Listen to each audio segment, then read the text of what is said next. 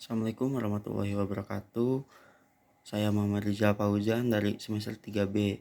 Di sini saya akan mereview ulang kembali materi hukum pidana lanjutan yang telah disampaikan oleh Ibu Profesor Dr. Hajah Heni Nuraini SHMH beserta asisten dosennya yaitu Bapak Dr. M. Rendi Aridhayandi SHMH. Bab 4. Pengulangan tindak pidana atau residip. Pengertian residip: seseorang yang telah melakukan tindak pidana dan telah dijatuhi hukuman pidana dengan suatu putusan atau vonis dari hakim yang telah mempunyai kekuatan hukum tetap atau inkrah van gewij, kemudian melakukan lagi suatu tindak pidana. Jadi hampir sama dengan konkursus realis, yaitu melakukan lebih dari satu tindak pidana. Perbedaannya adalah dalam residip telah ada putusan atau vonis hakim yang mempunyai kekuatan hukum yang tetap yang berupa pemidanaan terhadap tindak pidana sebelumnya. Sedangkan dalam konkursus belum ada putusan atau vonis hakim. Residip adalah alasan untuk pemberatan pidana. Pembagian pengulangan atau residip. Yang pertama ada residip umum atau Algem Styles residip. Semua pengulangan terhadap jenis tindak pidana apapun dan dilakukan dalam waktu kapan saja, pengulangan merupakan alasan pemberatan. Jadi tidak disyaratkan jenis tindak pidana yang dilakukan maupun tenggang waktu pengulangan. Dengan demikian tidak dikenal daluarsa. Residip atau pengulangan jenis umum ini tidak dikenal dalam KUHP. Yang kedua, residip khusus atau special style residip.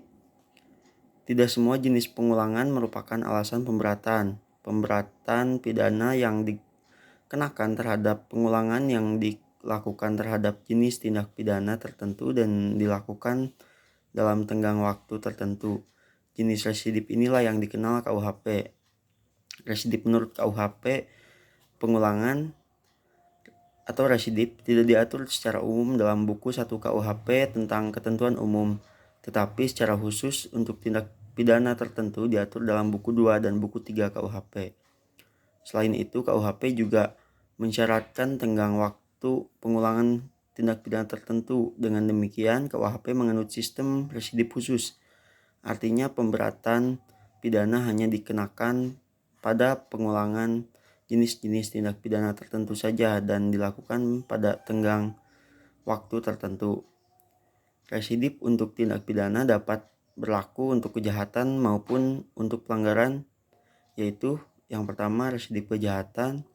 Dengan dianutnya residip khusus, maka residip kejahatan menurut KUHP adalah kejahatan-kejahatan tertentu yang dibedakan dalam residip kejahatan tertentu sejenis diatur secara terbesar dalam buku 2 KUHP, yaitu dalam pasal 137 ayat 2, 144 ayat 2, 155 ayat 2, 157 ayat 2, 161 ayat 2, dan seterusnya. Dalam residip kejahatan sejenis hanya ada 11 jenis kejahatan yang merupakan alasan pemberatan pidana. Syarat-syarat residip adalah kejahatan yang diulang harus sama atau sejenis dengan kejahatan terdahulu, antara kejahatan yang terdahulu dan kejahatan yang diulangi harus sudah ada keputusan hakim yang berupa pemidanaan yang mempunyai kekuatan hukum yang pasti dan tetap.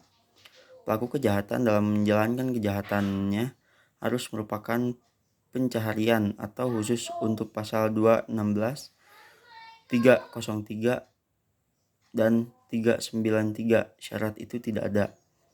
Pengulangannya dilakukan dalam tenggang waktu tertentu yang disebutkan untuk pasal-pasal A 2 tahun sejak adanya keputusan hakim yang pasti atau tetap, pasal 137, pasal 144, 208, 216, 303 bis dan 321 KUHP. B 5 tahun sejak adanya keputusan hakim yang pasti atau tetap, pasal 155, pasal 157, pasal 161, pasal 163, dan pasal 393 KUHP. Mungkin cukup sekian. Billahi taufiq wal hidayah. Wassalamualaikum warahmatullahi wabarakatuh.